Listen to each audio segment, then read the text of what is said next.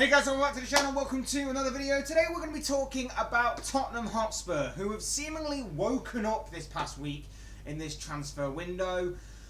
Yesterday they've seemingly completed the signing, or the loan signing should I say, of Onat Danjuma, ripping him out of the grasp and the hands of Everton Football Club, really kicking them when they are down. It's going to be interesting to see how he fits in with that Tottenham squad going forward, and whether or not he can help Tottenham in their bid to chase down a top 4 spot for the second half of this campaign.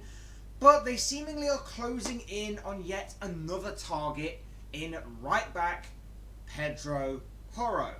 Now, according to Fabrizio Romano yesterday, from what we've seen of this deal and this saga so far in this transfer window, Tottenham have been negotiating, and apparently, according to Fabrizio Romano yesterday, the man in the know, it seems that Tottenham are very much closing in on this target, and it seems very close to being a done deal as far as he is concerned.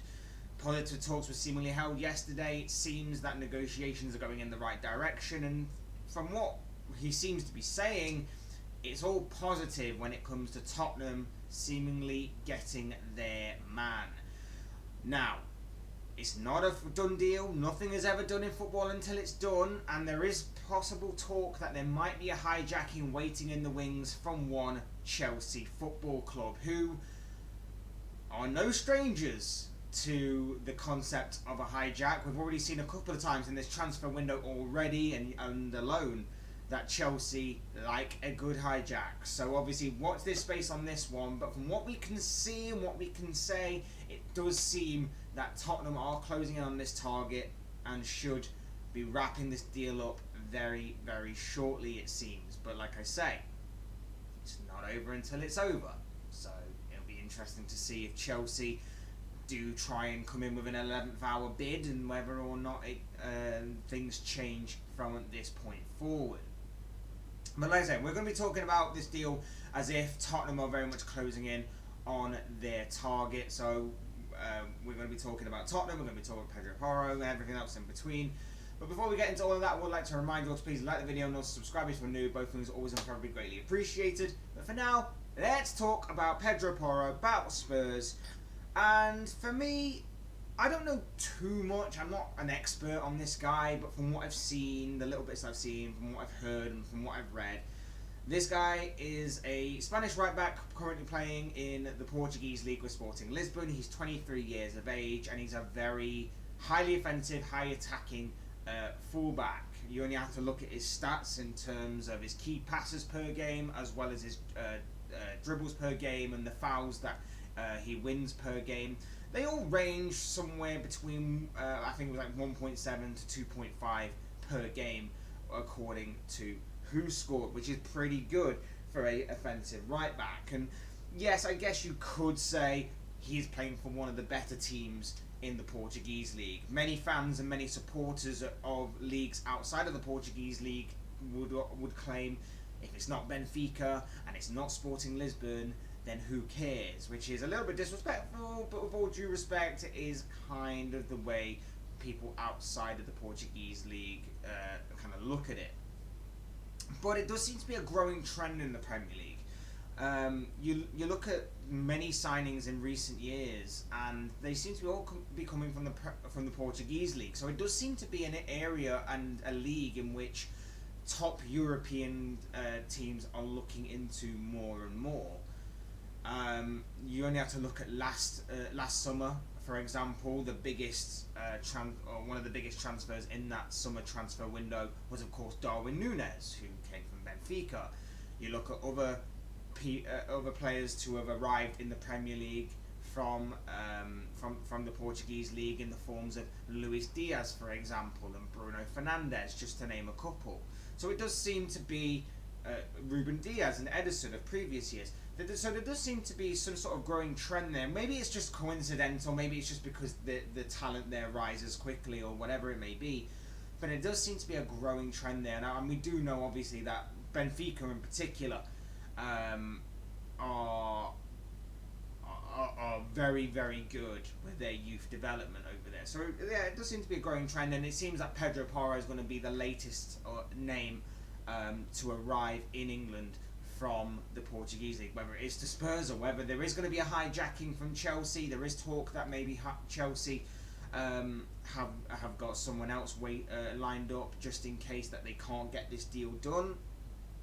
But it will depend on that, of course, and it will depend on how quickly Spurs can get this one over the line. And from what we've heard and what we've seen in this transfer window in regards to this deal, it does seem that Spurs have been haggling a little bit, which is typical Spurs, typical Daniel Levy, haggling for a few million here and there to save, but it does finally seem like he has got his man, and like I say, it does seem to be the second signing within a week that Tottenham have managed to pull off. Now, whether that's something to do with the fact that Antonio Conte, or news of Antonio Conte possibly leaving at the end of the season has kind of spurred, if you pardon the pun, Daniel Levy into action and Tottenham into action in terms of their transfer activity or not. Obviously, I don't fully know, but it is a bit strange, the timing of it all. Him threatening to leave because he's probably not getting what he was promised and what he demanded, and then suddenly Tottenham spring into life in this transfer window. A little coincidental maybe, or was this part of the plan all along? I don't exactly know for sure,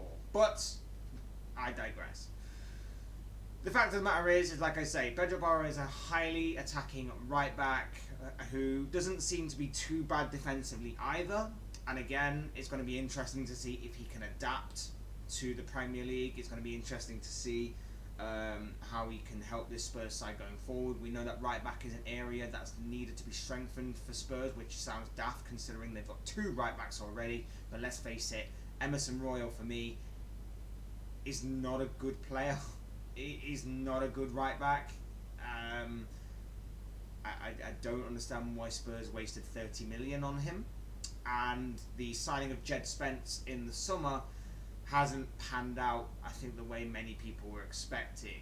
And if he can't get into the side above Emerson Royal, then you know that there's serious problems there for Spence. And there is talk actually that Spence will be loaned out maybe in this window or maybe going forward, and obviously there's a bit of uncertainty with Spurs right now in terms of the manager situation from what we've already heard about and talked about a little bit already this week, so that will be interesting to see how that unfolds going forward.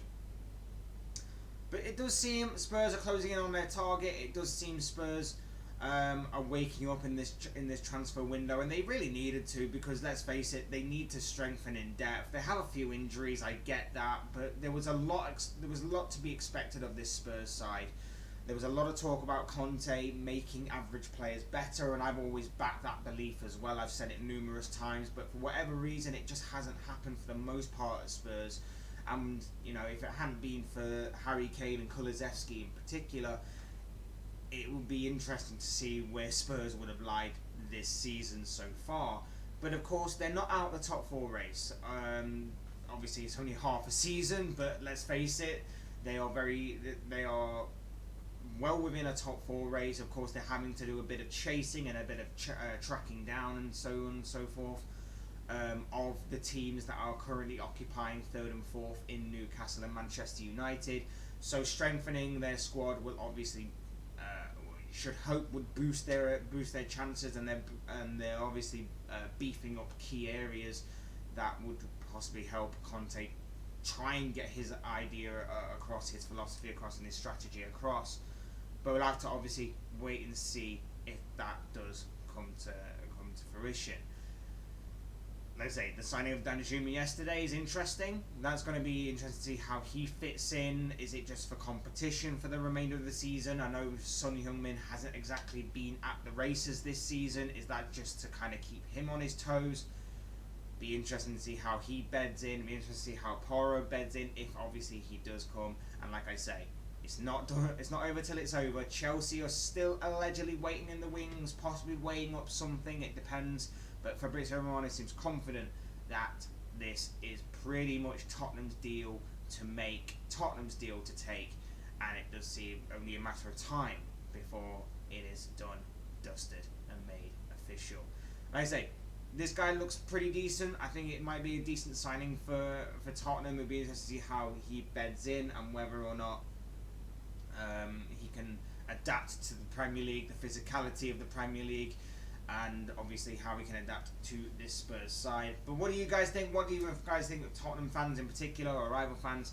Do you think Pedro Porro will be a good signing for Tottenham? Of course, these are just the thoughts, comments, opinions, predictions, feelings, whatever you want to call it, of this guy. I want to know what you guys think. What do you make of Tottenham potentially signing Pedro Porro from Sporting Lisbon? Good signing, bad signing, on the fence, don't really know much about him. I'd love to know your guys' thoughts, comments, opinions, predictions, feelings, whatever you want to call it, down below in the comment section. Sure, it'll make for interesting reading. Otherwise, hit that like button on the right if you enjoy the video, subscribe if you're new and want to see more content like this. Both things are always and very greatly appreciated. And as always, thank you all so much for watching and listening. I've been Fletch, this has been another Fletch Talks video, and I'll see you all again soon in another video.